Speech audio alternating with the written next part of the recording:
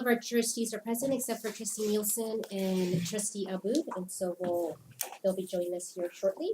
Welcome, thank you everyone for being here. We have recognition, Dr. Looking for wow. Roberto. Yeah, where is he? Okay, well, we'll wait. Yeah, go ahead. Okay. The parking problem. Talk and- amongst yourselves. Yes, Yeah. and so we have trustee Abud here. Well, that brings us to item 3.1, public comments. Members of the public have the opportunity to directly address the board on any item of interest to the public that is within the jurisdiction of this board, whether or not it was noticed on this agenda. A member of the public may also speak before or during the board's consideration of any item listed on this agenda. Generally, no action may be taken on any item not noticed for action on this agenda, but the board may receive input from the public. So with that said, I'd like to ask Stanley Holder to come, who would like to address the board on student art exhibit concerns. And if you'd like to be on camera, you can stand directly behind Miss Lindsay Moss, which is right here, or you can stand wherever you prefer. Are you already counting down? No. No, we will not set the timer until you get up there. Good question though.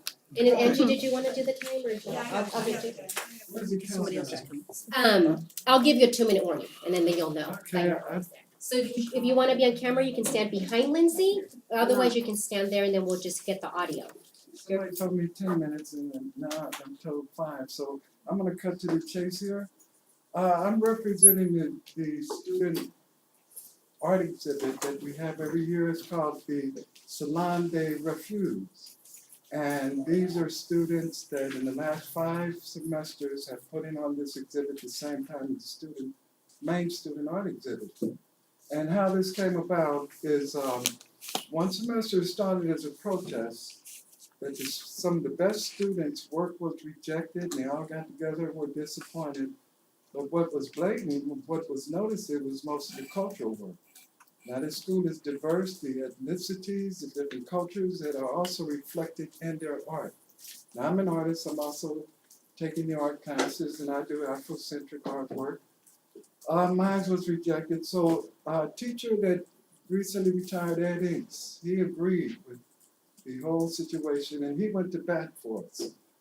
He got the entire administration to okay, you can give another exhibit, Salon de Refuge, which is the rejected artwork. Because what was noticed, there's so much artwork submitted, you can't take everything. So this particular exhibit takes the rejected artwork and we take it in. But it was a lot of the cultural artwork that is presented in this particular, and I'm just being honest about it. So long story short, Ed Inks set that whole thing up and got the facility to agree that we can get that showcase room right below the main exhibit. Now he retired and the instructor took over. And for the last 2 exhibits, it's just been a nightmare. So I'm standing up for the students. I told them this was my last exhibit and I'm the coordinator of this.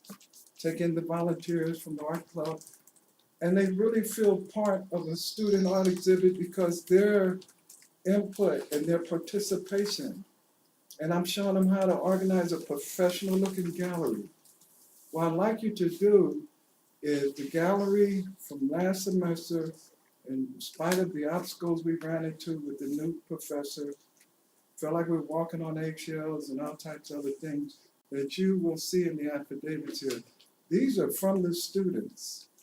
And this is 9 of them that at the end of this semester's exhibit, it was totally ruined that we didn't get the guests that we normally get because we were so far away. Now he had fabricated and came up with a reason for not letting us get the room that's right below the main exhibit, and when they come down the steps, we get 98% of the guests. We sold 11, 12 art pieces that particular year. Students excited. So 2 this year, minutes. it's over? No, 2 minutes. This year, they're excited about selling more pieces. But everything was ruined that this professor fabricated a line, took it to the chair, had all the other instructors believing it. Students want to lead a protest, not enough time, let's focus on alternatives. So I and some assistants managed to get the patio. Not the same, but anyway, long story short, it's so much that this particular teacher has done to these students. Even after this was written, we're dealing with one of our assistants that is facing harassment. She's in his class. So this is my last stop. I've been to the vice president, I've been everywhere to get someone to sit him down and face his accusers. Are you gonna stand up for the teachers? Are you gonna take this issue serious and listen to these students? So this is what we're saying here. Now, I'm in the public, I write plays here in town. I do dramas. There's one of my plays airing on the local cable station. I personally know the writers that wrote about my acting, my plays.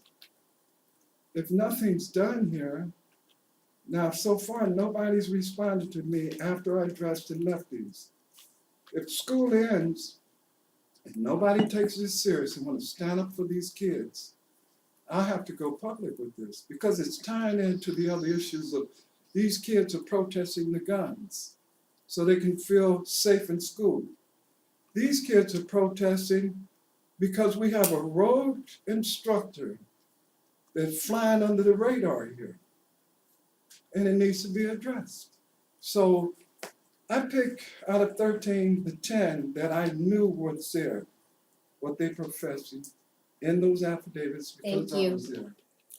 I'll look into And it. these are the 10 that we were going to use as witnesses to call them in, and they'll sit and say, yeah, this is what was done. We'll look into it with you. Thank you. Thank you for your time. Thank you. Okay, we have the next Can I speaker. just, Please. yeah, I would love to get feedback on it too, because I'd like to know how many students were, accepted into it and how many were left out and all Okay. that sort of thing. Yeah. I'd just like to know, Yeah, we'll because I look think into it's that. important. May I suggest please read the article from the Yeah. Channel's newspaper on that exhibit? The We have most that on. wonderful write-up on what we do and what that exhibit meant. Not just for the school, but to the students, a I win-win saw it. situation. Okay. It's a good article. So is the board comfortable with that, Dr. Beebe, and then move back around to us? Okay, good? Okay. Okay, Danielle Soite? Sointe. Gender equity on campus.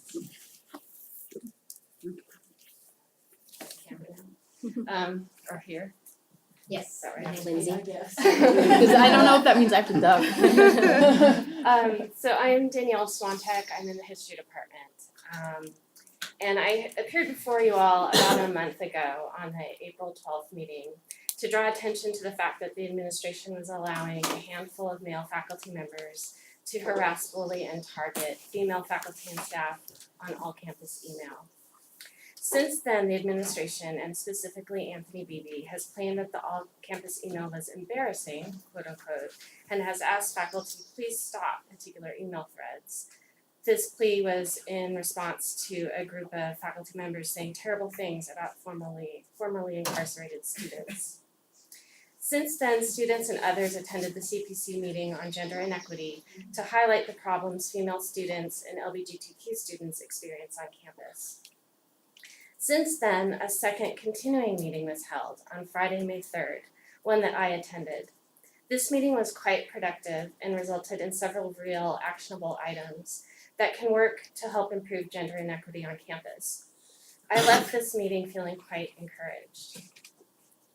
However, since I last spoke before this body, I was also attacked privately via pipeline email by the same problematic faculty member. Since I last spoke, I was attacked by the same problematic faculty member in private emails sent to my colleagues. Since I last spoke, I was attacked by the same problematic faculty member in comments on Channel's newspaper articles pertaining to the Michael Shermer incident. Since then, I have been publicly defamed in the Santa Barbara News Press, which claims I violated campus email policy, which I did not. Through this all, the administration has either not acted to protect me or has been slow enough to act that it failed to protect me. The college did not respond to the news press reporter in a timely manner after having assured me it would.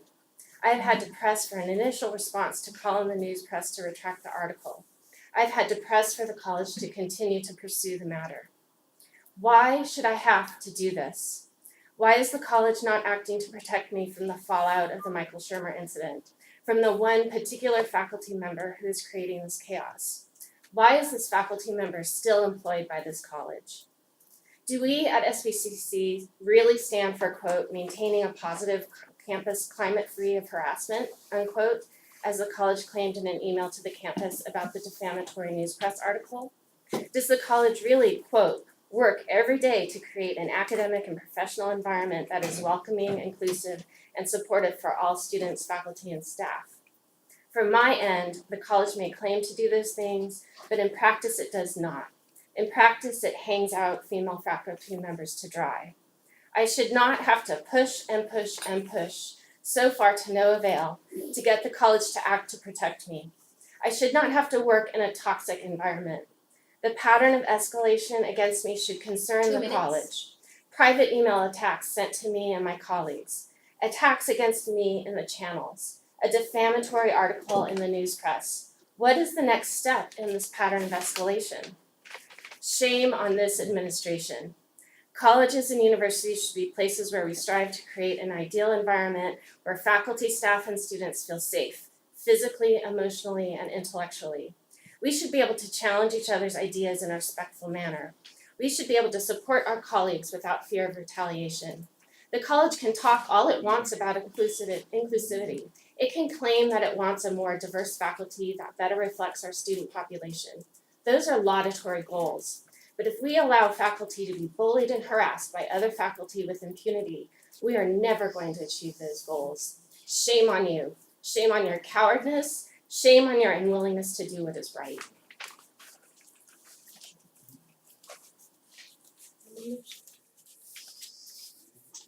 Cornelia Oscar on the Faculty Association report. Yes, Welcome. thank you. My name is Cornelia Alzheimer. Shall I stand in this corner here? If you would like to be Okay, on there's camera. no one. Oh, wait, Yes. this- Okay. I'm the president of the Faculty Association and Honorable Board of Trustees. President Gallardo, thank you so much for giving me the opportunity to speak to you today. First of all, I actually have a present again for you. The Faculty Association, would you have that out for me, please? The Faculty Association had our annual spring party, which is also our opportunity to say farewell to our faculty retirees after we had a number of retirees last year. We own, I think, 23, 24. We had 4 faculty this year retiring, and what you have in your hand is a little flyer which we started to make in honor of our retirees for Margaret Hontos, music, Brenda Hudson, cosmetology, Patrick Foster, construction, and Jeff Meyer, earth and geology department thing. The FA also had board elections that closed 2 weeks ago. The new executive board, which as so happens is identical with the old executive board, will elect their leadership team at our next board meeting, which is tomorrow morning. Also on our agenda for tomorrow will be a discussion about faculty concerns as well as a new draft for an AP that was referenced today. So what we heard today, the Faculty Association will address these concerns tomorrow also in our board meeting. Thank you very much. Thank you. That's good. Okay, that brings us back up to item 2.4, recognitions. Dr. Reedy. Yes, we have been giving Everyday Hero Awards out throughout the year. And today I'm giving out the last one.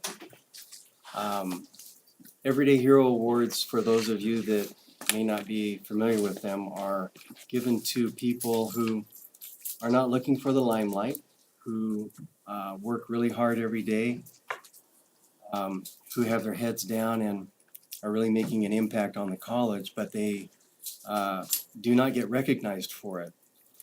And they operate under the radar a lot of times and for the most part don't want to be recognized, but we are making sure that they get a chance to have a little bit of a spotlight themselves. So this last individual is a person that attends just about every college event that we have, especially when food's involved. He works tirelessly behind the scenes, many times very short-staffed. He's also a great teacher. And with the students, he has a lot of student workers with him. Has a tremendous amount of knowledge in his field and a great deal of patience. For all those reasons, I want to recognize Chef Roberto Lopez Carrillo. Roberto.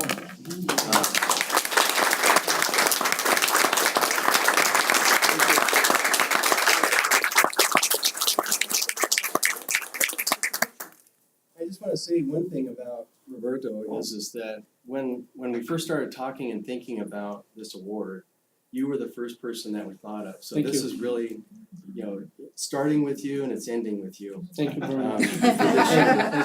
So thanks so much for all that you do, Thank you. Roberto. We Thank you. appreciate you so much. Thank you very much. Wonderful. Thanks, thanks. Would you like to say anything? Thank you all, thank you very much. City College has been, ever since I came to the States, this has been my home. 1994, learned English, didn't speak word of English, so I think it's getting better after 25 years. And I've been here ever since. ESO, math, all kinds of classes, and then culinary. 2001, I got the pleasure to work to go through the program, and from 1999 to 2001, I took some time off. And but yeah, I did it. I made it. City College has been my home, and I'm here. And thank you very much for this. Thank you. So that moves us to our regular agenda, and before we move on to that, I do wanna note that for our closed session, we will be moving to A218C. Thank you. So just so everybody knows that will be happening. Item 4.1, is there a motion to approve the minutes of the regular and special meetings of April 12th?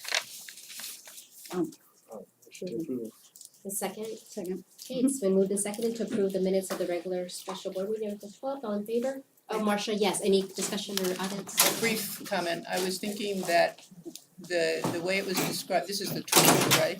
This is the minutes on the tour.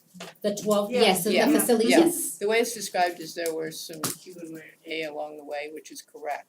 But we also went to a room at the end and had about a half hour Q&A, Debriefing questions and all, answers, yeah. and I thought that was worth mentioning in the minutes, Okay, just okay. with that sentence. Do we remember what room I? So with that amendment, is that good? Yeah. Okay, so all in favor, Aye. opposed? I need to abstain because I wasn't here on the 12th. You can actually approve them even though you were not here, which I learned when we approved some backlogged minutes of some time that I had Well, then, never having used. read them, I will approve them. So happy to have you here. Okay, motion carries. Thank you, Angie. Reports, item 5.1, and these are some of our favorites, and so we have a sabbatical report. Dr. Beebe, you wanna give us? Yeah, I just want to reiterate what I've said in the past about sabbaticals. These are an opportunity for our faculty to recharge their batteries and be able to experiment and understand and learn about things that can help really, I think, improve their classroom and curriculum. And so it's really important for us to be able to support these sabbaticals, and so we've got Wendy Peters first. She's a professor in our counseling department. And so Wendy, go ahead and take it away. Great, thank you. And can I sit here? Is this okay? Yeah. Can you see her? Yes, good. Okay. My name's Wendy Peters. I'm an academic counselor here at SBCC and have been here since 1998. So this is I just finished my 20th year. My sabbatical project was based to create the foundation for an online comprehensive training program for new and continuing academic counselors. And the idea was to satisfy a critical need for training those who are extremely qualified and competent as counselors, but who need the specific framework, continuous, up-to-date information and knowledge to do academic counseling at Santa Barbara City College. There is no formal training program at SBCC for academic counselors, nor is there a program in the state. There's not a master's program, a certificate program, no comprehensive training program for the 114 community colleges for academic counselors. So we've needed something like this since I started, probably since before I started. And it has been my goal for the last 2 decades to have some kind of training program for our counselors. What is different about counseling faculty versus other teaching faculty is one difference is that we are not teaching our subject that we are experts in. So if a history professor has a master's or PhD in history and they're well versed in that area and they're teaching history, they're using their skills and education every single day in the classroom.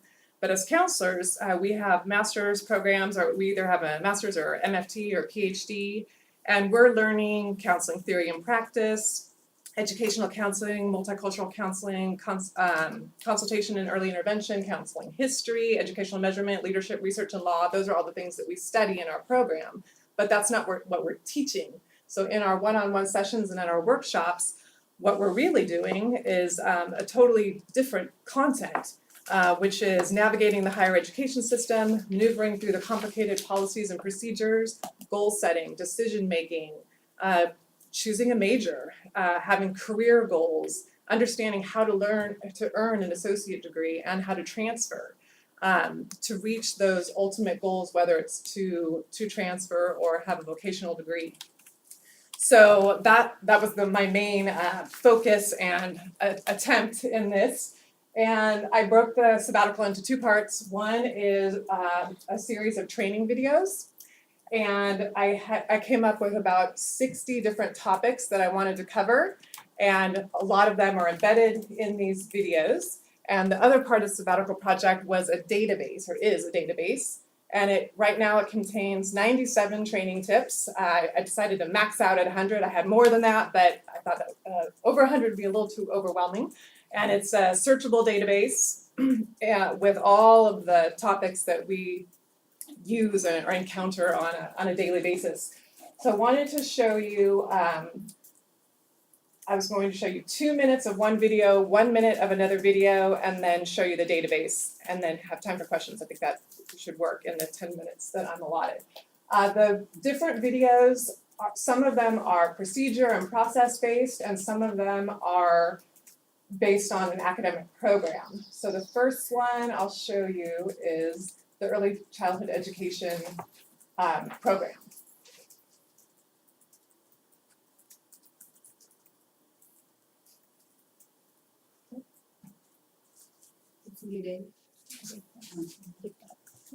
Read the handout in its entirety.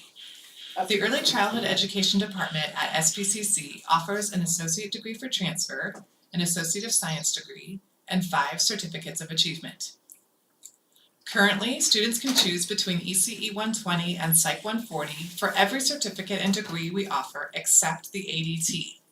However, Psych 140 may go through CAC soon and be an option for the ADT as well.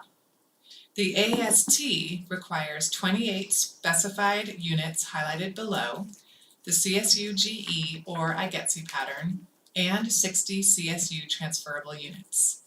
The AS requires 28 specified units highlighted below, the SPCC GE pattern or CSU GE pattern or IGETC pattern, and 60 degree applicable units, level 100 and above. The 5 certificates of achievement range in units from 15 to 34. The Associate Child Care Teacher, Early Childhood Education, Infant Toddler Development, Diversity Issues in ECE, and School Age Care. Student teaching is carried out in 2 laboratory programs, one for preschool children and one for infants and toddlers. Both are located at the Orfalea Early Learning Center near main campus. Let's review a sample 1-year plan. It is possible for students to complete the ECE certificate in 1 year if they start in the fall. They must complete the following 4 classes in fall because some are prerequisites to spring-only classes. ECE 102, ECE 103, student teaching, ECE 108, and ECE 120 or Psych 140 for a total of 14 units. In spring, they will take ECE 104, student teaching, ECE 121, ECE 128, and ECE 132 for a total of 14 units. Students who complete these 28 units will earn an ECE certificate and an Associate Child Care Teacher certificate and are able to earn the Associate Teacher permit through the state. Because the state regulates the credentialing process for the ECE permits, students must meet very specific requirements. Many students come in with the goal of teaching in a preschool as soon as possible. The most basic permit is assistant, which students can earn with only 6 units of ECE courses. The associate teacher permit requires 12 core units of ECE, 102, 120 or Psych 140, and 6 units from the highlighted list below. In addition to 50 days, 3 or more hours per shift of documented teaching experience. The intention of this video was specifically for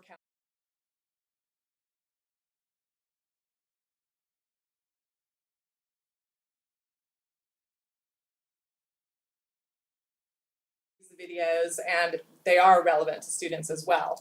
It's just in a different, my voice is different, the way I would say it to a student versus when I'm in a training session with counselors.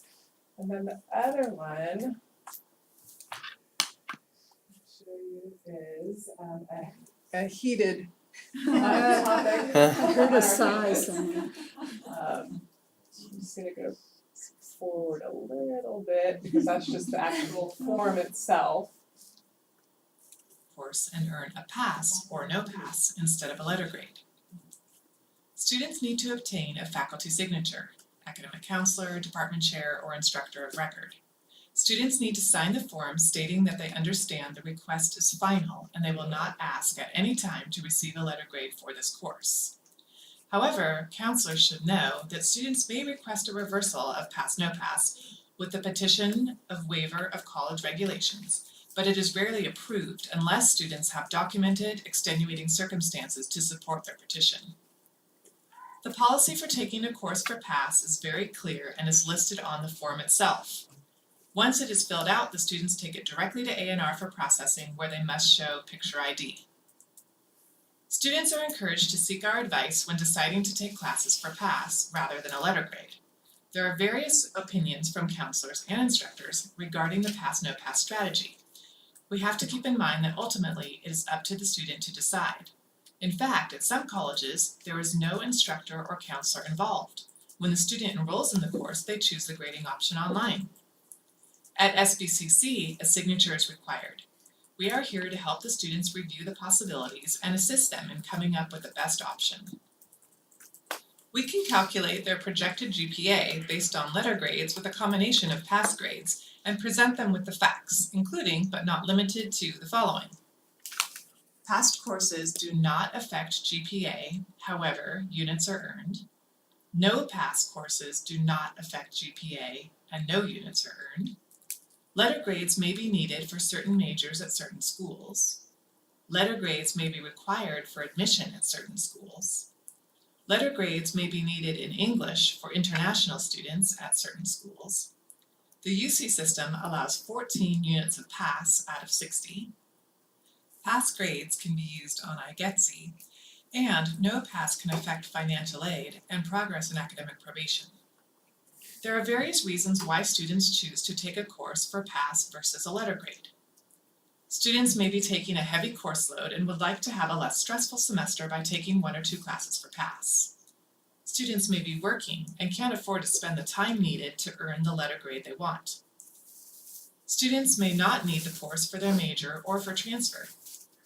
Students may be taking the class for personal enrichment and do not need or want a letter grade. And most commonly, they may want to preserve their GPA for an associate degree, transfer, or scholarship. Let's consider the student who wants to preserve her GPA. She currently has a 3.2 GPA in 45 units and is applying to UCSB, where the guaranteed admission for TAG is 3.2. She is taking 15 units in spring, therefore she must earn a 3.2 or higher for the semester to maintain her 3.2 GPA. If she predicts that she will earn all B's, a combination of B+, B, and B-, in each of her 5 3-unit classes, her GPA would drop to a 3.18, which is below the TAG GPA. So even though it may seem drastic to take a pass versus a letter grade when the student believes she will earn a B minus, you can see on this slide that it could make the difference between admission and denial. A similar case is So those are two examples of some of the videos that I created during the year on sabbatical. And so far, I've had almost 600 hits. So that's about 2 a day since it was released. And I send these out periodically. I sent the time conflict video, for example, today, as students are registering and they might have a 5-minute overlap of 2 classes that they want to take. So I send them out as they're necessary and relevant to the counselors, just as we send out information to the students when it's relevant. So at this point, are there any questions? Yes. Yeah, I was holding my breath a little because when you said the students, you got 2 students, was it today or yesterday? I thought, oh, now she's gonna announce her retirement. As soon as you got to the students, you wouldn't need these, but I think it's totally amazing. I already learned, I mean, we sit here pretending we know everything. But I learned a lot from your videos and you just showed 2 of them, so. Thank I you. don't think I'm gonna sign up for all 18, but I think it's just truly amazing. Really a good job. I think they're excellent too. And I'm intrigued by the idea of also making them available to students so that, you know, there's a menu and a student who is interested in a particular subject or area could pull it up. We What do have you think sent of out that? the pass, no pass. Those were sent out a lot in the fall when students were deciding. I think I probably need to look at all of them to make sure. When I hit the halfway point, I thought about it from a different perspective. I thought, okay, could students see these and should I shift the intention? But I didn't want to shift halfway through when I was really, the intention was for counselors, for training. But all of them are student friendly. The amount of information that It's the just counselors amazing. have to know that, and it's constantly changing, is just, it's unbelievable. Yeah. It really is. It's just absolutely amazing. And that actually is why this is the database, why I have the date modified here. So as soon as something changes, I can add a new tip. These are all called training tips. And I can sort by date modified or date created, and I can add a paragraph, and I use quotes from different counselors who've met with faculty, and I say, this is what the last person said, this is what someone said from UCSB, here's the final word. And for me, it was really fun because I love doing the research. That's what I've been doing the whole time I've been here. And so I'm able to, whenever counselors have questions, they come to me, and then I do the research and find the final answer and send it out. And then as soon as something changes, then I'll update it. Sometimes things don't change for 5 years. Sometimes things change a month later. So I just have to be on my toes the whole time. But that's the part I like. Job security, right? I had I remember when we approved the pass no pass, so and it was described to us that not all faculty have pass no pass in their courses. Is that so for like that student, like you said, it makes sense. You guys want to really explain it, so maybe my course I would say, oh no, I grade only, no pass, so it doesn't matter. But are most faculty now moving towards pass no pass, or is it still all over the map? If a course is only letter graded, that has to go through CAC. So there are a few courses that are letter grade only, and a student cannot elect to take a pass.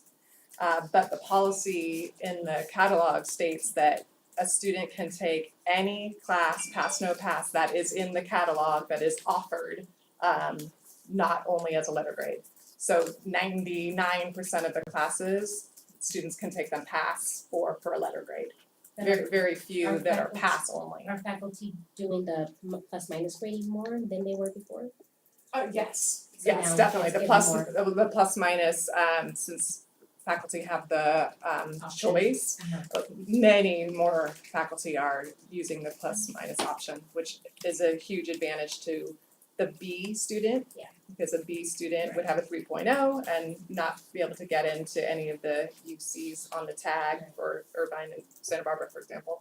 But if that B student had a B plus average, then they'd have the 3.2. So in the course syllabus, it's clear, I grade on the plus minus and then they know. And then my other question was, so it's a great tool for the counselors. A lot of students do see the program advisors. How does this support them? I know it's a different role and a different function, but Mhm. certainly lots of them are seeing the Right. counselor at the spa before they get to the counselor. Right. The faculty that I send this to, so I send it to all academic counselors. So any academic counselor who's meeting with a student and the directors. So for example, Paloma in EOPS can then send it to the spas, Kathy Adams, Angela Warren, they'll send them to spas and transfer center or career center. So it's like multiplying. Yes, that's why the 600 hits, I think. I asked my son, I said, how many hits do you think I've gotten? This was about a month ago, and he said, 3 million. It's just SBCC. It's not worldwide yet. I'm interested in that. I'm really impressed. I think this is so critically important. And whether the information that you're providing goes directly to the student or whether it goes to the student through the advisor. When I was listening to the pass, no pass description, I thought these are life-changing decisions, whether to take that course or not. And making this information more accessible and easier to understand, I assume, than it is just reading a document. I think this is really important work. I just want to congratulate you. Thank you. Yeah, I'll just throw my hat in to support giving them to students more directly, just because like sometimes it's midnight and you're trying to make a decision or you're studying for a midterm and you're like, I'll write you back at midnight. yeah. Seeing the video might like relieve a lot of anxiety people have. Yeah. So It is true. Here, you I want mean, to throw this in obviously here? nothing can replace Throw that in there. yeah, obviously nothing can replace a Keep that person helping you out, because when I was a student, I talked to an advisor and they'd tell me like boilerplate and I'd be like, wow, this does not help me in any way, which is another problem. But getting it just the information whenever you want would be helpful as a student. It's good. Think about opening this up to everybody. Yeah, I mean, and I agree with that, but then at that point of view, there almost have to be like a glossary, because there are some specific terms in there that if the student was Right. completely unaware, they would be like, oh yeah, I got the gist, and it's like, well, you kind of missed the main important part. Right. So, but yeah, there is value for those motivated students and parents, not that we don't believe our children tell us the right thing, but you know, you might want to go in there. Now that she's a parent here. I am, like the high school crew now, God, everybody's stopping me about Blue Moon, and everywhere Pope Roots and. Anybody else have any comments or questions? Do you have anything else to, it's amazing, this is huge. Mhm. It was really fun and it was more technically challenging than I anticipated. But I learned a lot. I learned my limitations and when I needed to ask for help. But overall, it was very satisfying and I felt that I met all of my goals, the outcomes, everything I said I was going to do, I did. So that was my goal. Good job. Nice job, Wendy, thank you.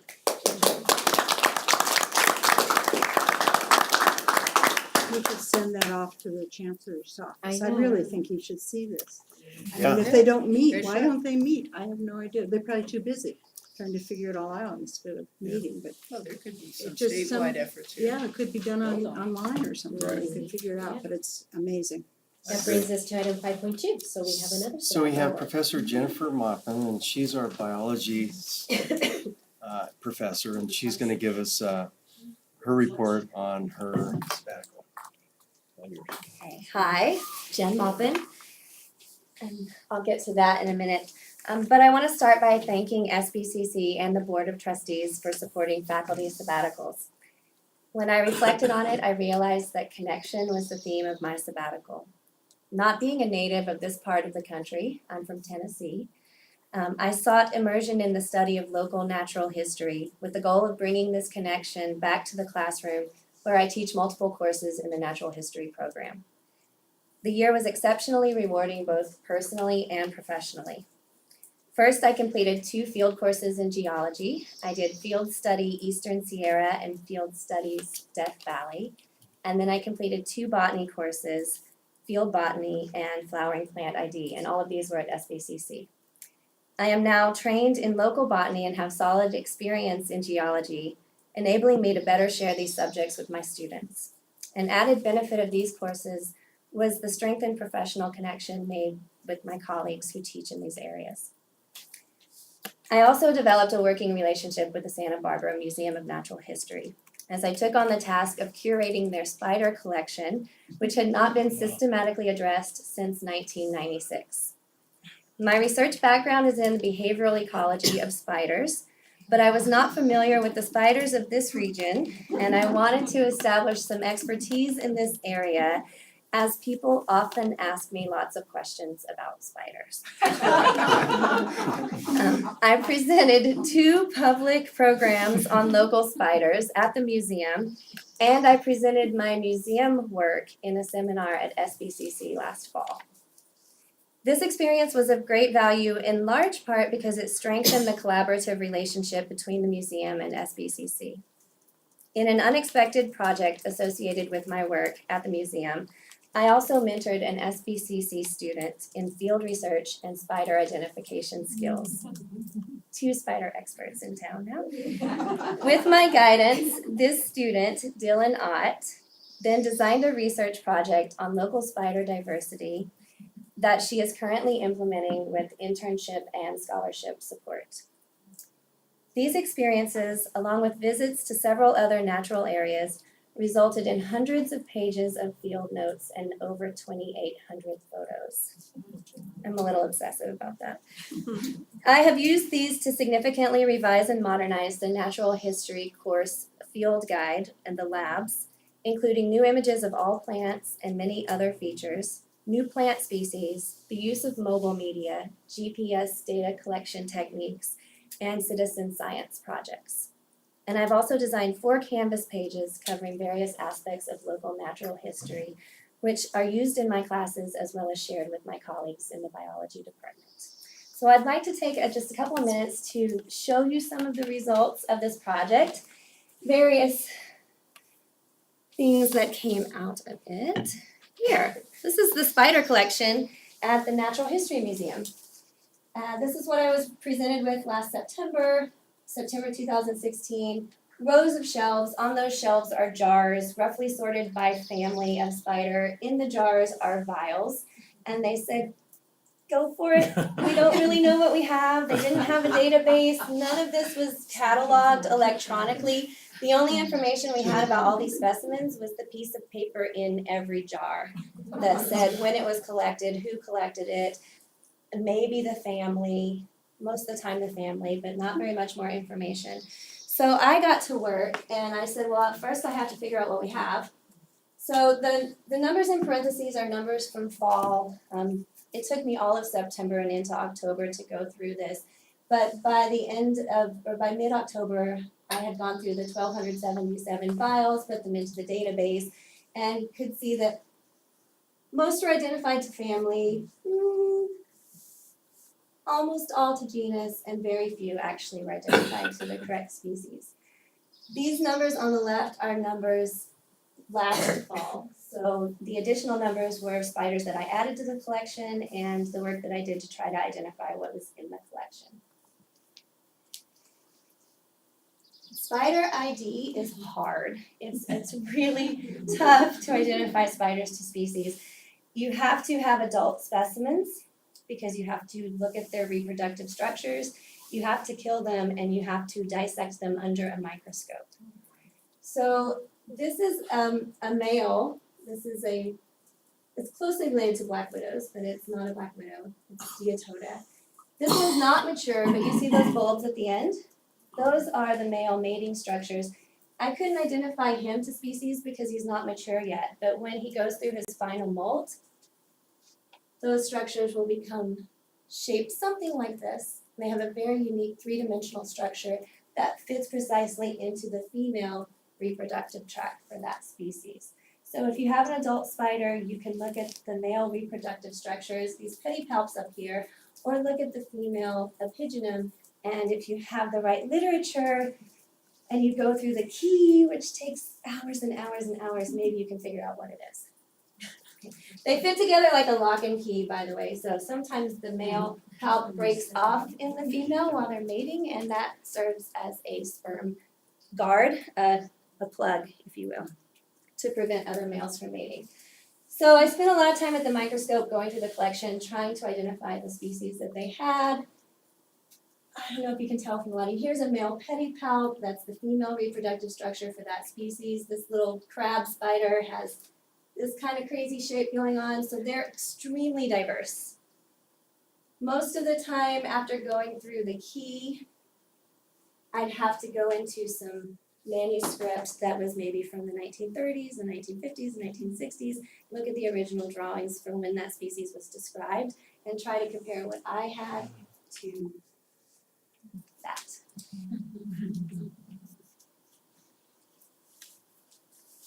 Four spider mating structures. There's male. This is the actual spider. This is the species that was not in the collection because it's arrived since 1996. There are quite a few like that. And again, do you recognize that spider based on? I do. So that took a lot of time, and I trained Dylan Ott, our student, in this process as well because it's an important part of her project.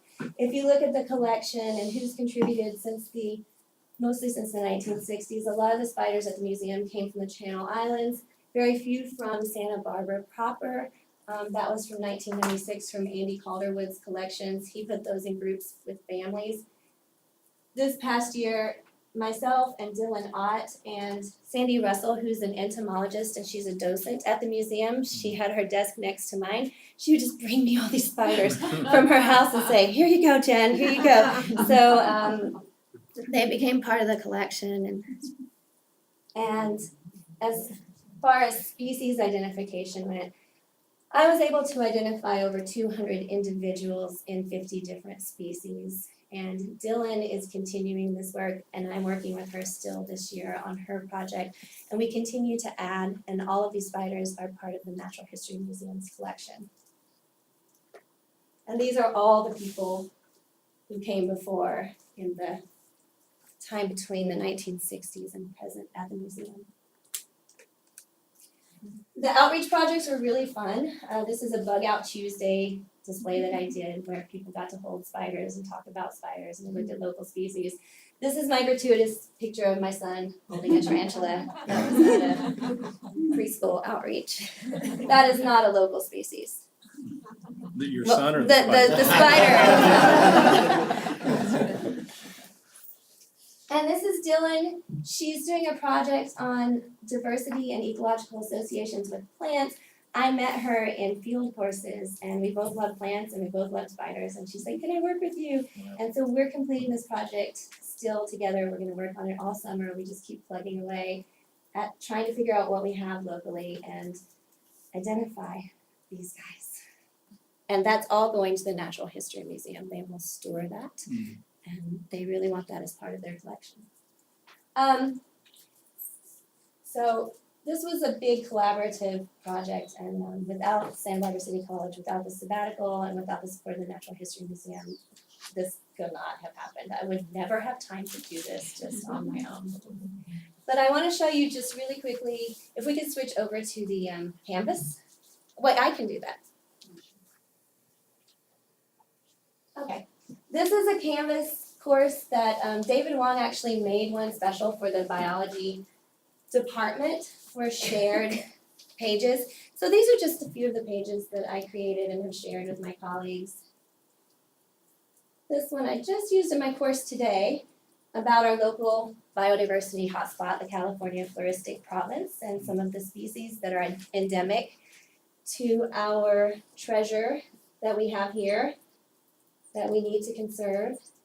And these pictures came from my field trips, well, the research, the ideas, the pictures and the descriptions. These were all a product of the field trips I took. Not pretty.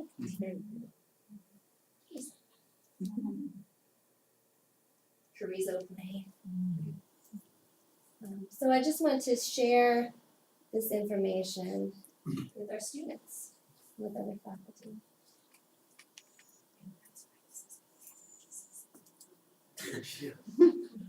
I'll skip over invasive species, we don't need a downer.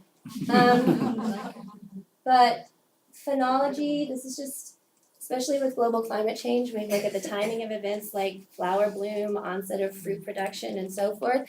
So we're really trying to teach students how to recognize these various phenological stages. These are our California poppies budding, starting to bloom, blooming, producing fruits, maturation of the fruit, and getting to the point where the seeds are going to disperse. That's about right. And finally, my natural history students in the fall engaged in the iNaturalist Citizen Science Project. So here's a page that introduces students to iNaturalist. Students take pictures with their phone when they're in the field, and they can quickly upload an image of any species to this website, and naturalists from all over the world participate in identifying that species or adding comments. We uploaded over 130 samples to this site, and what's really fun now is when I go onto iNaturalist and I see my students from last semester on there identifying other people's uploaded images. And I know what that is. And that was part of what we learned in the class. This just tells them how to use the site and the various features of the site. And that is all. I do want to conclude by saying, though, that this experience was so valuable and so wonderful. It allowed me to improve my subject expertise and, of course, to help with these relationships, my interactions with local institutions, with the community, with our students more even, and the benefits just keep going. So thank you very much. Thank you.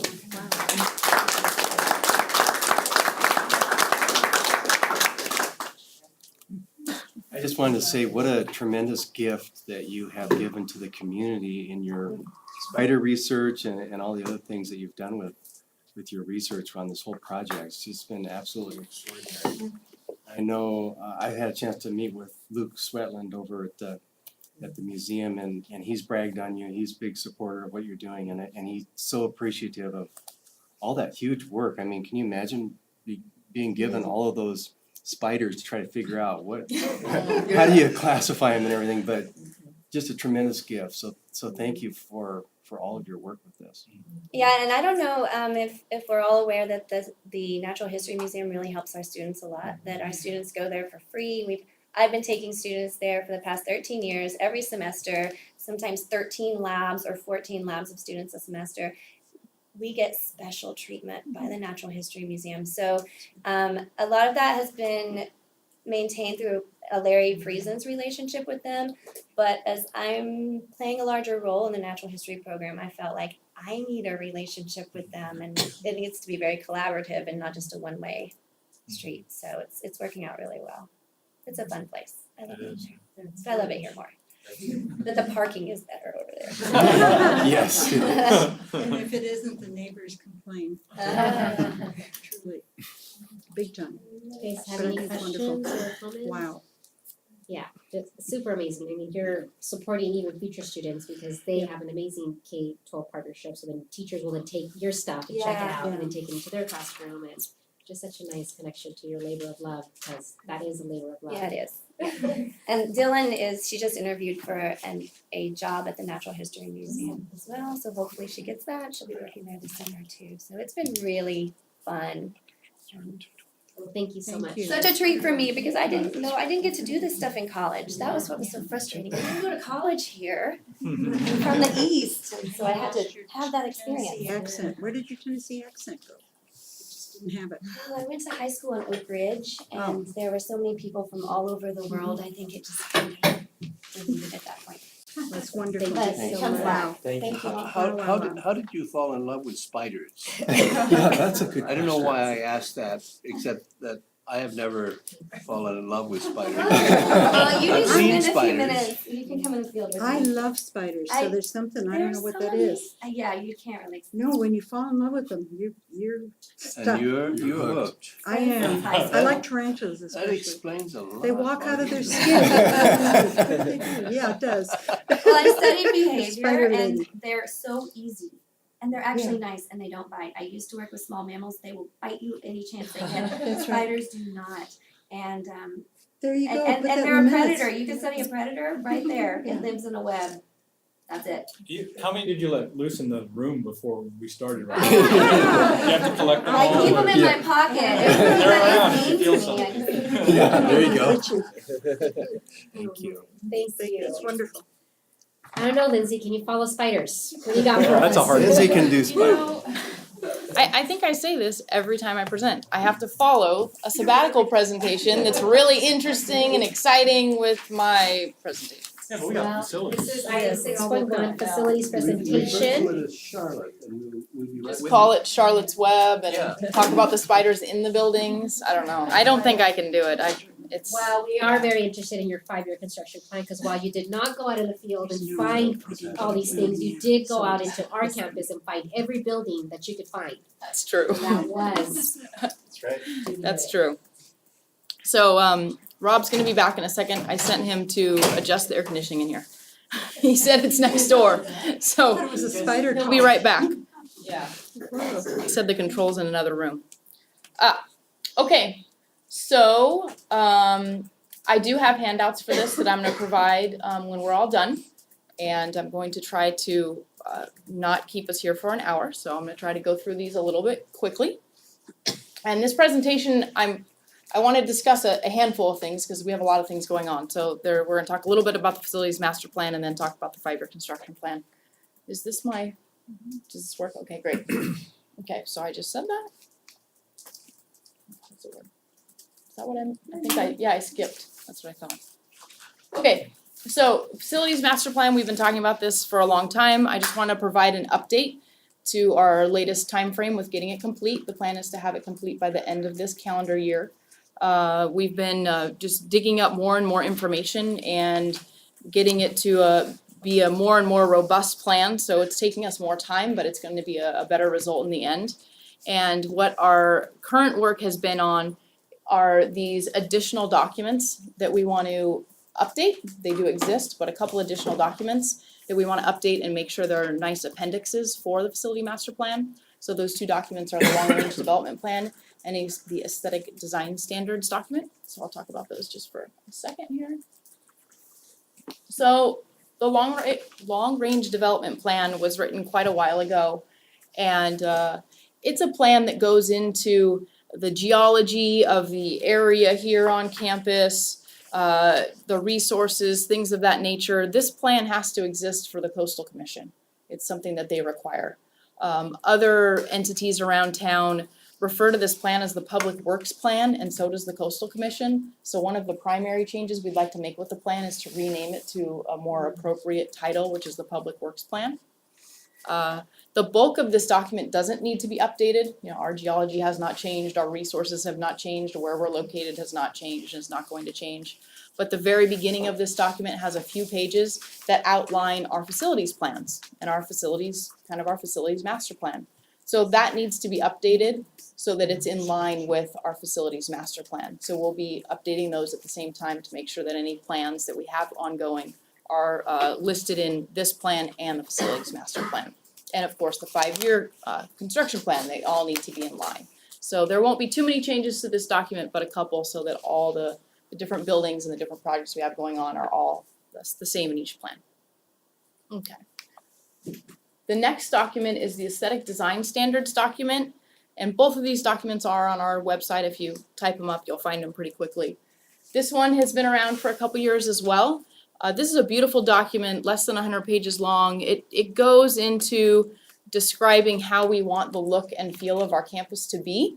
It has a bunch of great pictures in it, pictures of buildings, pictures of landscape, pictures of signage, and most of it is fantastic, except for this one page, this one section, this one paragraph that goes into and it's right in the middle of the document, it took me hours to find it, that actually describes what is our aesthetic design standard, what do we want our standards for our buildings to be. And in working on the facilities master plan, I got asked the question many times of what do we want our buildings to look like? What does this document say? And currently it says in there that, well, let me back up a second.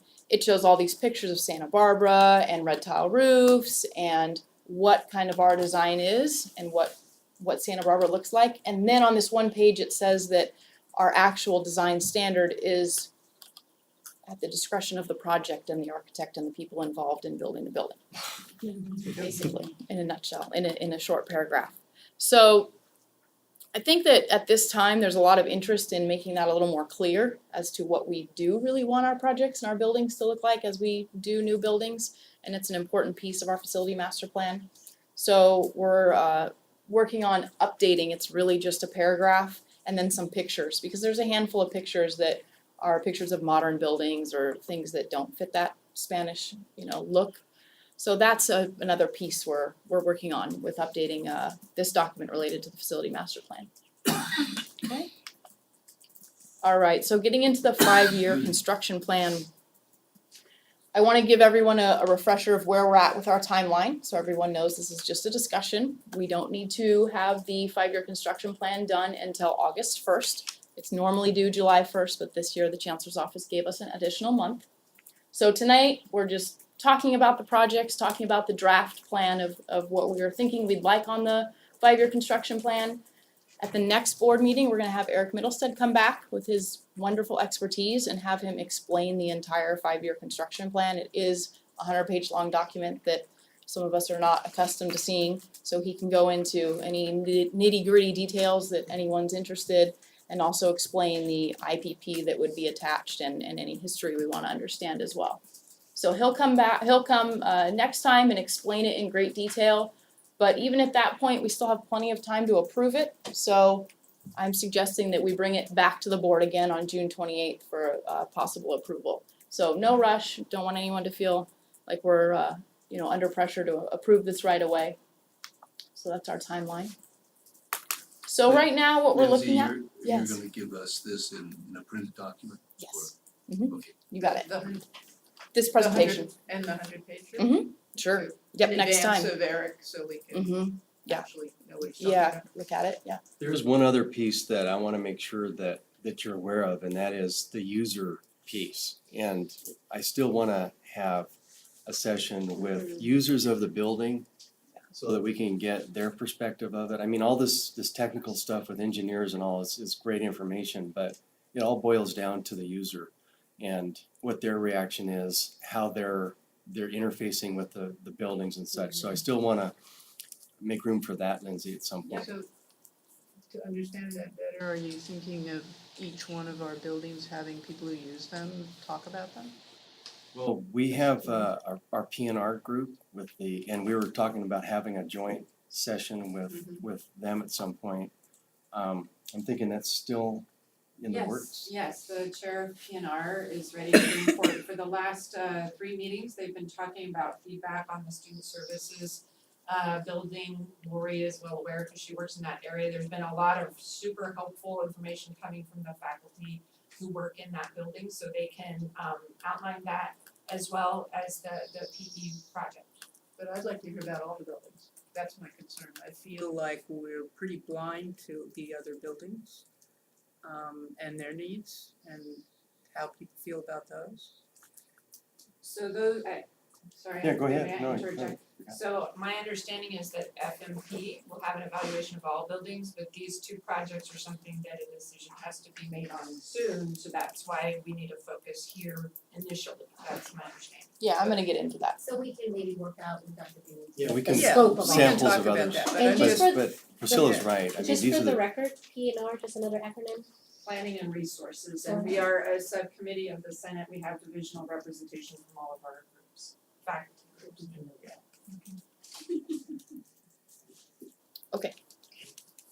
Okay, so what we're proposing for this 5-year construction plan are 2 buildings, the physical education building replacement project for a funding year coming up right away here in 1920, and the student services renovation for a funding year beyond that, 21-22. So,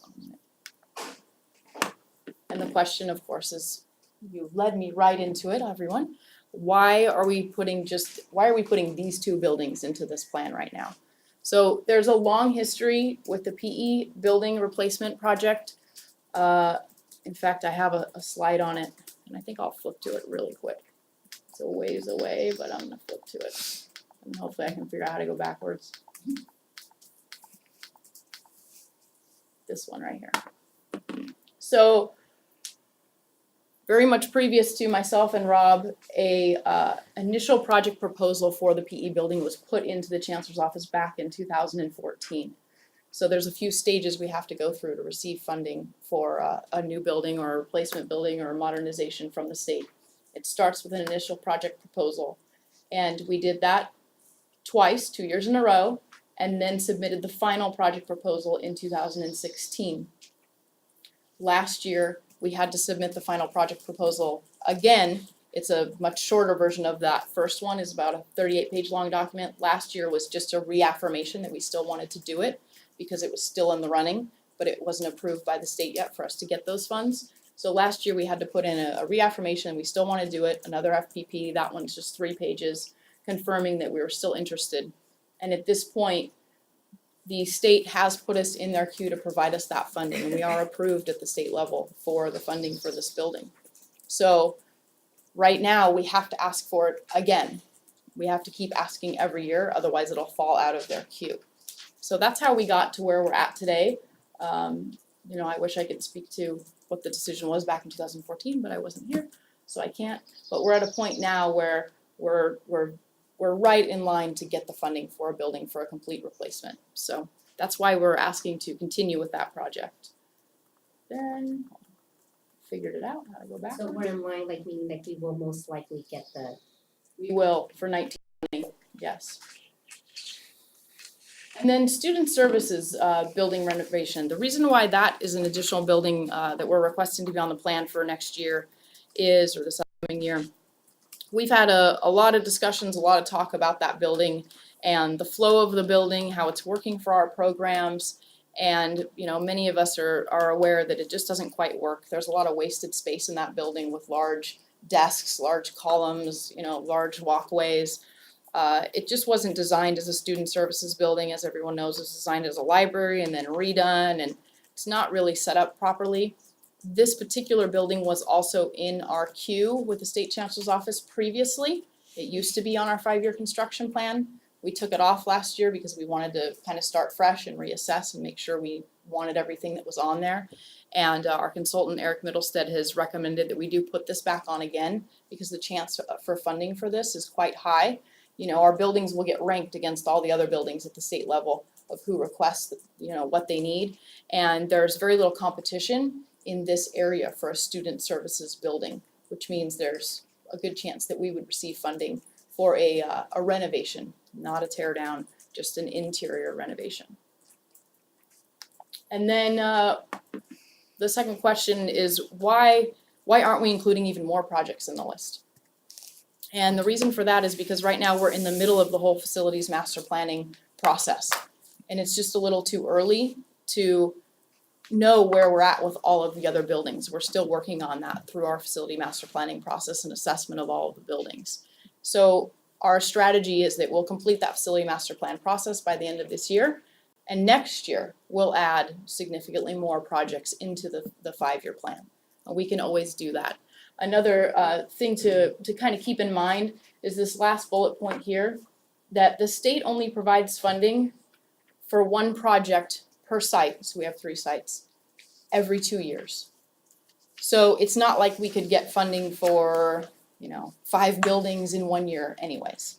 So, you know, you wouldn't usually be submitting multiple buildings in a year, you know, 10 or 20 buildings. You'd usually keep it a pretty methodical approach and be requesting funding for certain years out. So our strategy is that next year we'll be adding significantly more buildings to our plan and flesh it out more. Okay, so The PE building, many of us are familiar with this, we've talked about this at the tour and whatnot, so I'm gonna kind of skim through here. But the proposal for the PE building is to replace the entire building, tear down the whole building, and it needs to be replaced for the type of funding they're providing. It has to be like for like, the same square footage, the same use, same amount of classroom square footage versus office square footage versus the gym, things of that nature. Right now, a question I'm getting asked a lot is, where are the plans? I want to see the plans. We're not nearly at that stage. You don't go to that point until you've received the money. It costs a lot of money to have architectural drawings complete, so those don't exist right now. What does exist is a very high-level plan of where the building would be located and the footprint, and we are tied to that because that was submitted through the FPP, or the final project proposal. And kind of the important part of that is that it shifts the building over. The proposal is that the building is torn down completely and shifted over right adjacent to the bridge. I wish I could have been here during that planning process, but it seems brilliant because it shifts the building to the bridge and allows access on and off of the bridge into the building, as well as an elevator, which would really help with ADA for students, going all around the campus, not just into this building. So it's a nice plan, and it would shift the footprint over. And basically, like this right part of the building there that you see, the building wouldn't be there. It would start on the left part and be over right next to the bridge.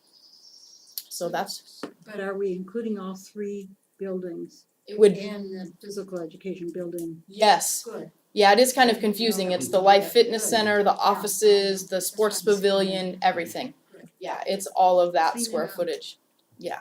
Not that it's dirty, but you know what I mean? Right. Yeah, modernize Pull it all it. together, there you go. modernize it Yeah. all. Yeah. Because they're different ages, obviously. Yeah, and do we, Different pieces. do we include the square footage of there's a staircase, but also the patio area, I don't know what you call it. No, I wish. You can't? It's like a roof. Yeah, but we use it. Yeah, we do use that a lot. Well, oh, that part? Yeah. I don't know. I don't That know. looks like a, Yeah, it's a big piece. Let me, I don't know if it, There's the dance underneath it, right? yeah, but I'm in on top. yeah, if Rob knows, speak up. Go ahead, Rob. I believe that's included in the outside square footage.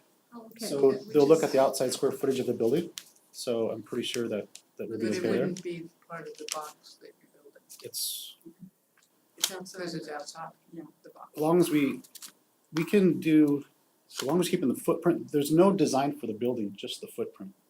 That's all. But I'm just So- thinking they don't give you money. Yeah, we could, what you're saying is like that we could still put another patio. Yes, you could Yeah. design it with a Because we patio don't have- if need be. It's used. Yeah, the building, this is the most we have right now for a design, and this is all that we're tied to right now is the proposed site plan. So we don't have a design for the way the building looks, where the classrooms exactly are located, the color, the construction material, any of that. That's all things we can That's go through and work In through. my view, that's Yeah. great because it gives us some flexibility since things have changed since all this was originally proposed. So we can craft it the way that we want it to work for us. We can also, Marine Tech, is it on down? Marine It's on the Tech is side of that the way bridge. more. Yeah, Yeah, but it's on up, it is. Yes. We're not on top of it. no, we're not on top of Marine Tech, no. So Marty, your specific question was, would we be able to use that rooftop? Like Yeah. what that roof looks Yeah, like? yeah. on the We houses? might be able to, Yes. depending on how we end up designing it, cause all we're stuck with is this outline, So not we want the, to see concrete on an aerial view. Yeah, I don't see a rooftop in that pattern. Well, it's the roof right now, No, no, but no. I But guess the we question. should be able to going use now. it when we get to the architect drawings. Yeah. It would be great, cause you could put plants up there and then you Yeah. get cooling Nice effect, view. Yes. all that stuff. yeah. Yes. What is the philosophy behind insisting that, I understand about the size of the footprint, it could go this way. But what's the philosophy behind insisting that the functionality of the building not change?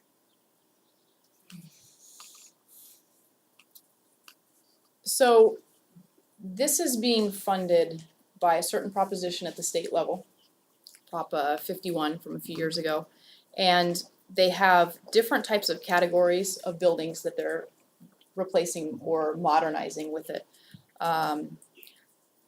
This one, and it's just like Campus Center where they're allowing us to replace it like for like because they're not providing funding for growth or a new program or changes.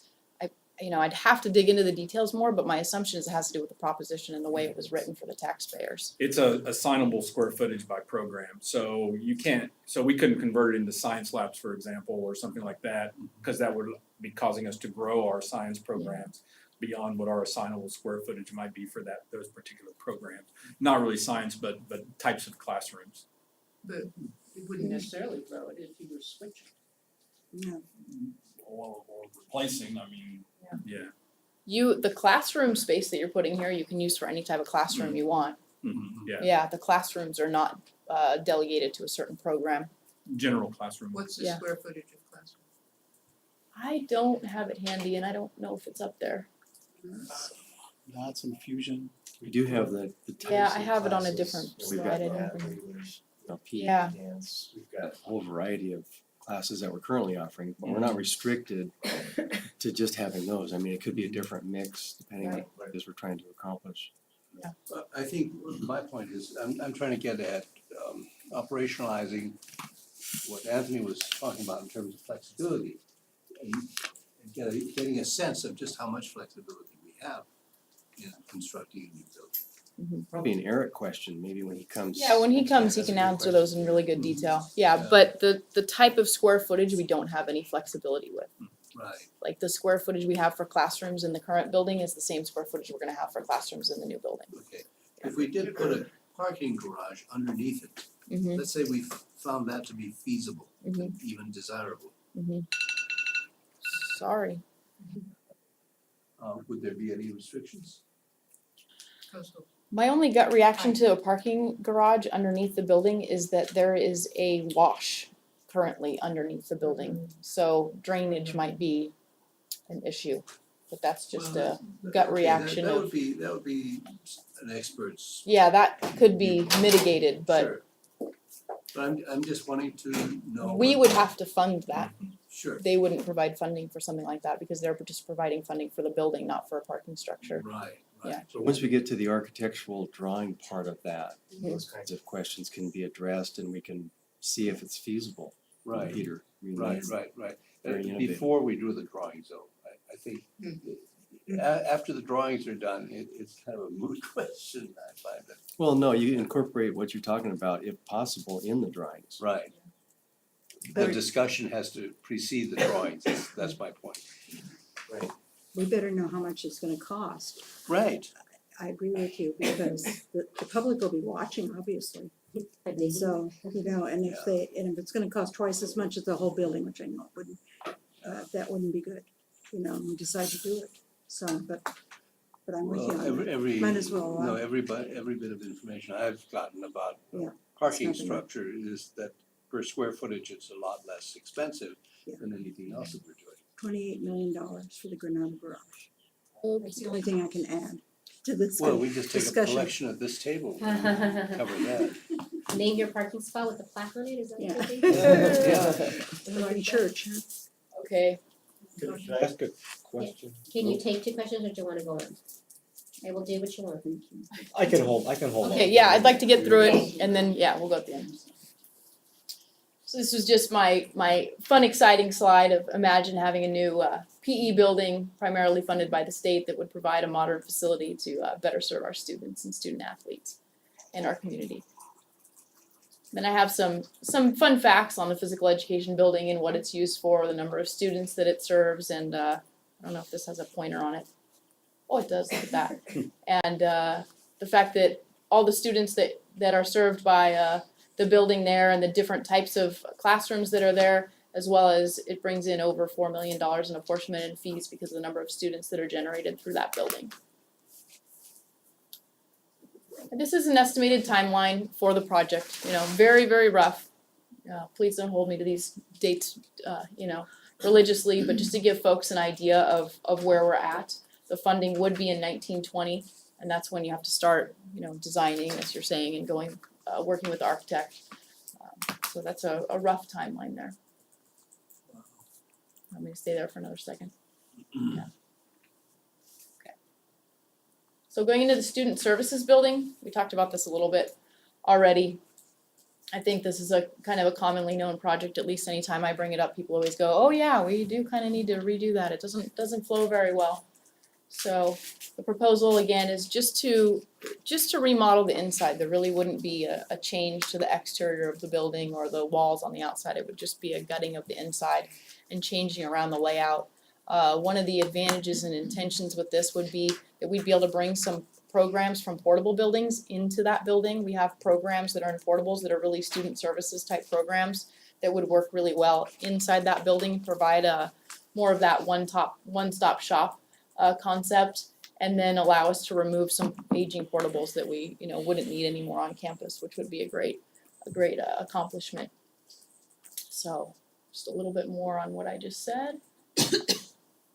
And again, another timeline, because it's funny when you start talking about these things, people go, I've been getting emails, when are we doing this? I'm like, not tomorrow, hold on, it's quite a ways out. So this is an extremely rough timeline, but to give folks an idea that we're nowhere near doing this project, we're just putting in the IPP, the initial project proposal. We'd have to go back and do a final project proposal and so on. It could take quite a bit of time to receive funding, and that's based on the assumption that the state will continue to provide the funding and that we would get ranked high enough, et cetera. So we're a long ways off this project, but it's prudent to get it on the list so that we can be in the running for that one. Correct me if I'm wrong, but I thought that Eric said that this one has an advantage too, in that the walls are kind of inside the pillars, and the pillars are on the kind of on the outside, and there's walkway around. So you could expand out fully to where the pillars are now and gain quite a bit of square footage. You could, and Eric and I have been debating that on the phone a lot lately. Would we want to do that? Do we not? It's so early, we can do it or not, but it's true. It's a possibility. My concern was to be a little more cost conscious and keep it just inside so that in hopes that the funding the state provides us would actually be the amount of the project. Because I'm thinking that would kind of Not bad expand thinking, not bad thinking. of the project. But I did share with Rob my grand idea, like if we did that, we could make it look more Spanish style on the outside, it would look really neat. But we're a long ways off and we can go through that, but that is potentially an option because the state sees that as a part of the square footage of the building. Yeah. And I think that was it. Yeah, and then all my backup. So that's all I have. Now we can go with the questions, if there's more. Any on the PE building? I have a couple of kind of things as we approach the discussion here. It is continuing to make me uncomfortable that we are in effect leapfrogging the elaborate participatory governance list that was developed for Measure S. I mean, the sports pavilion was number 8, and we're leaving it to the top, and the campus center is kind of, I don't know where anymore because it's not on our list. It's kind of being temporarily fixed so that we can push it forward. But underneath all that is both the priority discussion and the affordability discussion. We've got to make choices here. We have in the past kind of operated as if we had unlimited funding, and we don't. So it looks like from your schedule that we will see the budget, we'll see the 5-year projections, and that sort of stuff in a way that will help us look at these issues. But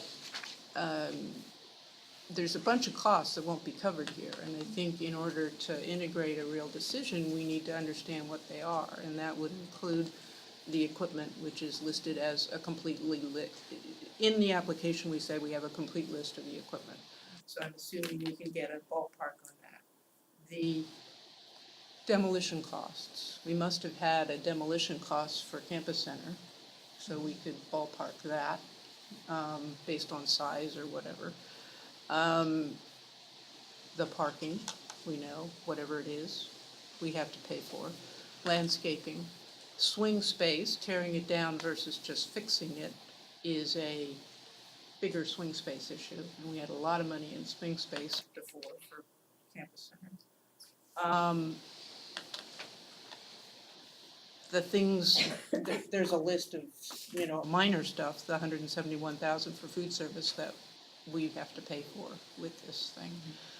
So all of those things, it seems to me if we could have that estimate, ballpark, don't hold you to it exactly, but just get a sense of it in order to kind of look at that, look at the budget and so forth.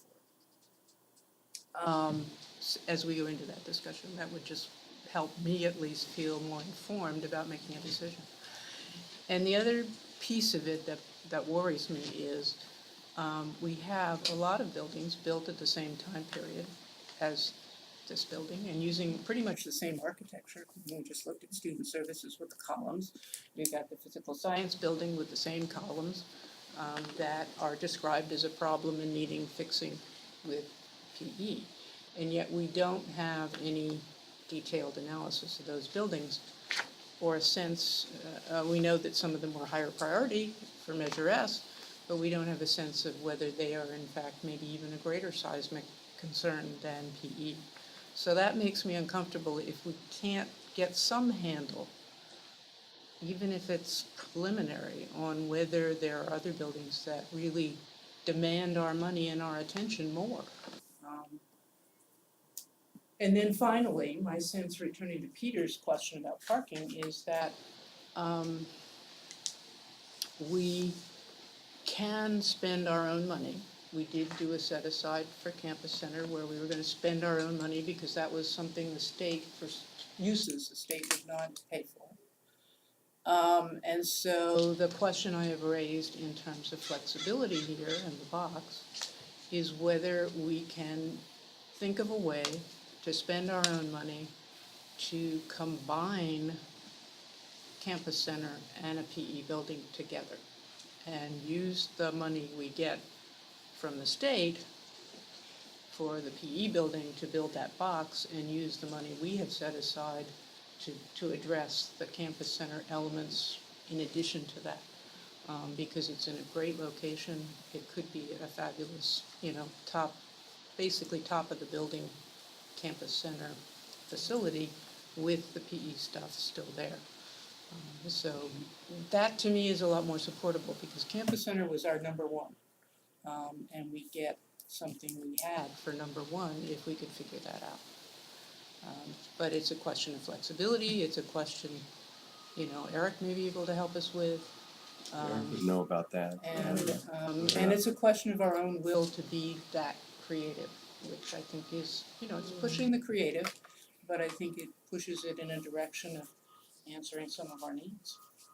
You're suggesting the Campus Center on top? Basically on top or as the top floor, because I think we have more height now in the building than is absolutely needed, necessary. Take some of that height, put it on the top, basically at the top. You're looking, as you come down the driveway and you look to the right, you are looking at the top of the sports pavilion.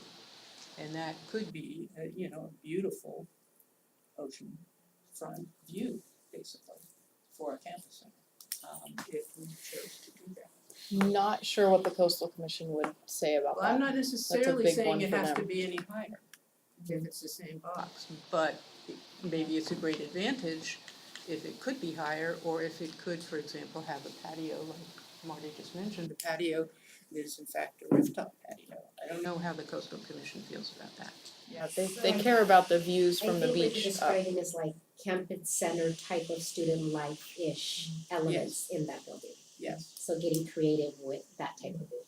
Since I'm assuming students hang out in that building, and so we talk about, cohorts and learning communities and just to create more of that campus center hub-ish in that building.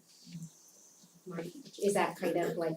Yeah, that's what I'm describing, something that could genuinely be for our students a campus center, functionally as a campus center and be exciting for them. In addition to the future campus. Yeah, Marty. Yeah, I would be the last person to stop your creativity. I like it. I like creativity. However, I think that the campus center is named Campus Center for a reason. And maybe you can find some millions of dollars to have it built somewhere else, but I kind of like the idea of having a campus center in the center of campus. I just think it Well, works. if the extremity is the west campus, you haven't It achieved isn't, it. yeah. Well, I understand, but I think the campus center on the west campus is both the fountain and the library right in there, and there's a good even place there. So I think there's a center there on the west campus. On the east campus, I think the campus center is the campus center. And maybe we need to, the other thing that we didn't do, you said we were acting like we had unlimited funding before, and that was not the case. The committee was always looking to get some big ticket funding from a donor in town. And we had a list of them, a small list, but there was a list. That kind of just went out of its way. I mean, it went somewhere, I don't know. I don't even think I could find it again. When I looked for the campus center report, I couldn't find it. But I can tell you there's at least a half dozen still existing now. Some have died off, but still existing, who could put up a couple $1 million for the pleasure, for the thrill, and for the of donating to City College. SBCC is loved everywhere. And if I had a couple $1 million, wow, you could have the Bloom Center for something, for spiders. There you go. I There got you it. go. Just There then. you I don't go. know how I thought of that. So What do you I'm think just we're saying, getting? I'm saying that it, you know, a couple $1 million, I don't know what our line will be, but, you know, or what we'll do with that sort of thing, but I think frankly, Measure S did not work for us. No, it didn't. And I don't want it to be duplicated. I'm not No, looking I'm at just that. I know referring what to you're the saying. priority system that Well, was but very. even that priority system was a difficult thing with the community. And so you need to look at that again and talk to a political person. I know a couple that you could talk to, not me, but a couple others who that's their livelihood. And so they'll tell you how to make a better list for the community. So I'm just saying that I don't want to stop you from thinking about combining the two. And I like the idea of moving it a little bit, but I do think that that's not really the center of the East Campus from my point of view. So we're not really taking action on anything, I but I know, do I'm wanna just telling just you. no, I think it's just further, so maybe just a little point of order to bring us back to just a discussion for Lindsay's sake. The last thing we want you to think is that you put all this work and then we're like, no, shut up. But we are, one of the strengths of this board is they are visionary and they are, you know, looking at so many different aspects of this. So, Could I ask a question? Robert, yeah, if you have anything related to this discussion. Well, it's kind of related. Others might disagree with this. It relates to the top of the building. Yesterday, the California Public Utility Commission ruled that all new houses built in California will have solar on top of them. And I was thrilled as Wow. well, and that is a great Yeah. decision. And it made me wonder, why aren't they doing that with respect to commercial or government buildings? But whether they're imposing that rule or not, when I saw all that space that's gonna be on top, that is like a prime place to put solar. I'm sorry, I know the patio is liked, and we're also talking about putting a student services center. Of course, if you did that, you could put it on top of that. Yeah, a lot of flat. But this is an ideal building for solar, and it is important, I think, for all new building in California, that we have to consider solar. That's my Thank you, opinion. Robert. Sustainability work group has been talking about that extensively, so, yes. Thank you, Robert. That's Can I that's just add important a comment. tiny bit on that, just that you've got such a lovely hillside there. And heading toward the city, you have a gorgeous hillside that can be used. Yes. It's not gorgeous now, but it could be with the solar panels. You don't necessarily have to put it right on top. You can put some nice trees on top and have a lovely patio where kids could sit and study and. And I'll just add, everybody that's- probably knows about this, but our area is particularly vulnerable and needs to have solar. We depend on a transmission line that goes over the mountain, that if it's disrupted by fire or earthquake, we are out of power. The only, at this present time, the only possible alternative to that is a peaker plant, which happens to be across the street from where I live. But it's gonna close down on January 1. Because of you. I'll take some credit, but not a whole lot. But that's all part of an effort to try to develop microgrids and solar Right. and renewable in the area. So In that's, Southern California, Edison will bless you if you can do that. So, yeah, good thing. that's my pitch. Yeah, It's a good one. Does anyone have any other comments? I guess for me, the only thing that makes this project different, I'm aware of our budget and our reserves and that it is not endless, unfortunately. But what makes this different is that there is money coming, so I think of sort of what a gift this could be and whatever multi-use, but should we have to, God forbid, house the next natural disaster, and we do have solar and we are the ones powering up beds and IV and whatever nurses and first responders might need. I think athletes are amazing and we need gyms, but when I think of having a facility where our most neediest of our citizens would be able to go and first responders, like that's kind of, I mean, that's sort of where my vision goes with, like, we're gonna bless the campus with all this amazing stuff and have events, but if we can have a center here, because we don't really have that in UCSB, the Thunderdome, that's like the go-to, those are the rec center, yeah, but here in the city, we don't have the high school gyms, so, I don't know, that's what makes this whole thing different for me. It's not just sports, which I know. But we were the go-to place for the Yeah, last and time. we- So I like I that. think we can do some That's creative- why I Why, love it. like, Yeah. that's why I was like, oh my gosh, this is. We can do some creative things in that way. I mean, be able to innovate and make it so that it could work like that. I mean, the gym worked really well for the American Right, Red yeah, I Cross. mean, we all toured it and. So That's it, good. you know, it's just a matter of kind of building in some things that would make it even better. Yeah, it could be a lot better with solar power because we don't have a generator back up there that's appropriate heating, you know, a different shower facility set up and yeah, there's another way we could arrange it to be much more successful. My sense of our feedback today is that we just want to be assured that the options have been looked at, that creativity has been taken into account, that we really think out of the box or try. So, because concrete once poured, has Kinda there. this nasty tendency to stick around for a long time. So whether the idea of a parking garage is realistic, that has to be assessed carefully. Whether it's realistic to consider a campus center combination, that has to be assessed carefully. And everybody's viewpoint, that unfortunately, I guess, or unfortunately, given the timeline, we have time to think about that. And I think what we're saying is we'd like to be assured that those things have actually been taken into account so that we can move forward with the project. We will be with the design process, absolutely.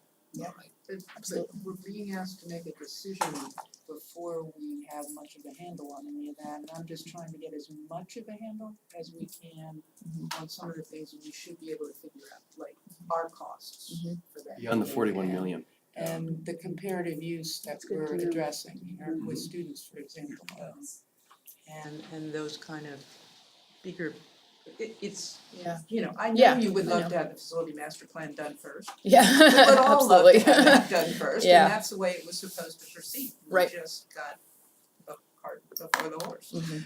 here, and it Yeah. would be so much more comfortable to have it that other way. Yeah. Well, when you get the cart before the horse, you turn the horse around. We're working on that. Well, I'm not clear whether we are. I think Eric can answer a lot of these questions because I mean, there are certain things that we can do with the 41 million versus not be able to do with it. So I mean, some of these questions can be answered pretty readily, I think. Absolutely. So to be continued, really. And it might be worth having Shane as well. Related, his bailiwick. Yeah. He won't drive in and out. Shane this was the time. engineer who could perhaps provide insight Okay. into comparative things. And you ask a question, it may not be Eric's question, it may be Okay. Shane's question. Thank you, Lindsay. You're welcome. That's great. That was. I do have handouts, I do. Yeah. This is your homework. You're required to study this and turn in a paper on it when you're done. No, tomorrow morning at 8. Yeah. Have fun. Expect another presentation on top of it. We Oh, all they're have to warm, present I it love now. it. Lindsay, thank you very, you. very much. And Rob, actually Rob did this presentation, so we have to give him credit for putting that together. Thank you, Rob. Thanks, Rob. Good job. Thank you for asking Rob to do it. Yeah. She delegates well. So what's the worst for wear this time? He's coming when, just when is he supposed to come? The next meeting, Eric, the next meeting, May 24th. Okay. Yeah. Everybody, I know, I won't be you here. probably Yeah, won't that's, be I, there, right. but you will still get the stuff Yeah. emailed and get it No, and I'll look for it. And then- Good, thank you. May 20, yeah, I will May be, 24th. I will be absent as well. You will also be absent. Do you guys I'll be have there. any reservation, and you won't be there? I will. Oh, I was gonna say, that's right, no more emphasis. Now you have to tell you if you're going to be. Is there any reservation to? I don't have a problem Valley, with that you- because I was on the facilities committee for so long and all that, I can understand what's going on, You'll but I feel don't know how you. I wish how I was you gonna be feel. here. My son is graduating, so I don't. It's very Well, we valid. just have to Yeah. tell him he can't graduate this semester. Delay one more year. So you feel like then maybe you could work with Dr. Oh, yeah, Beebe, I watch can. it, and then. Yeah, Sure, sure, I don't wanna hold things up. And I then keep can, you on, I yeah, can just wanna cut- make sure that you guys all feel comfortable and, because I think you've done a phenomenal job in looking at all these timelines and agendas, and I don't even know how you've done it, because we can be really high maintenance sometimes, not in like we wanna be that way, but because we have Yeah. all these different questions and do wanna, It's good we only though. meet twice a month, and we could call these crazy special meetings, but part of the reason to meeting twice a month is we wanted to be conscious of your time and that you're already giving everything during the day, and Yep. so if That's we good. move things around, it gets tricky, but if you guys are comfortable and Yeah. you guys I can can catch up. Well, just so everybody knows, the plan for Eric next time is he won't do like a PowerPoint like that. He's just gonna go through the 100-page long, not every page, because that would take crazy, but he's just gonna have the document and the IPP, and that's it. He's not gonna be proposing anything new that we haven't already talked about. It'll be the nuts and bolts of the chancellor's report, and then we can ask these questions we've been asking as well. So. Where will the budget be on the agenda for when we get to the 24th? So we have been anxiously awaiting the May revise. This has been a unique budget year with that because of the unknown with the new funding formula.